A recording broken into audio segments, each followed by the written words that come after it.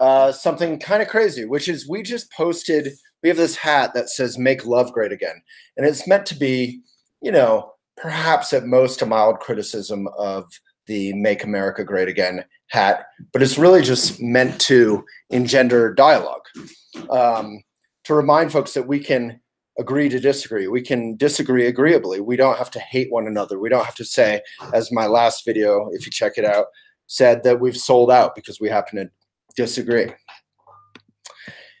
And here's what's amazing. Now suddenly liberals have decided that civility is not important. And we had a whole bunch of comments saying this hat is offensive. Literally, a "Make Love Great Again" hat is offensive because we're saying we can afford to disagree agreeably.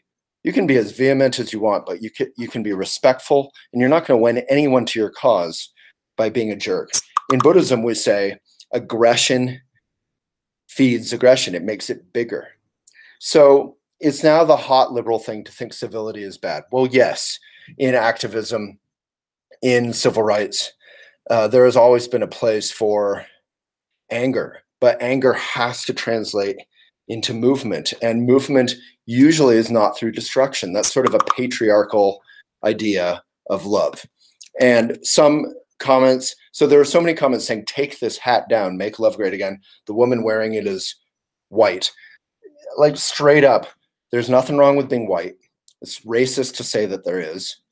And the only thing wrong with being white, obviously, is privilege. And as many African-American brothers and sisters have written, as well as whiteys and folks of all races and backgrounds, nothing is wrong with privilege unless it's kept selfishly. We have to use privilege to engender, to support equality.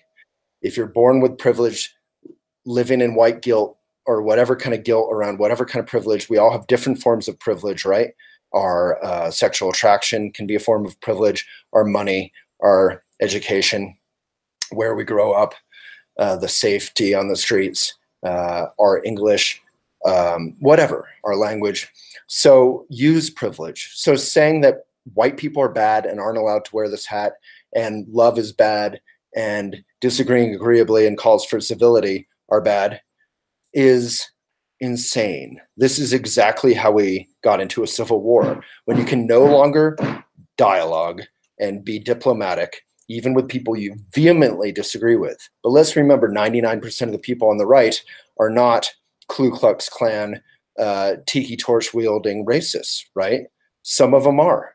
And by no means am I saying there's good people on both sides of a protest at something like Charlottesville, which was explicitly racist.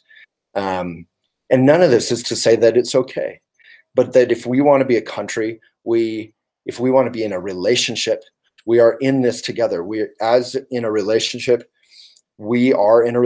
in a country. We are here whether we'd like it or not, all together. And we need to work it out. That doesn't mean we have to be nicey nice and skip over what is offensive at all. It means being frank.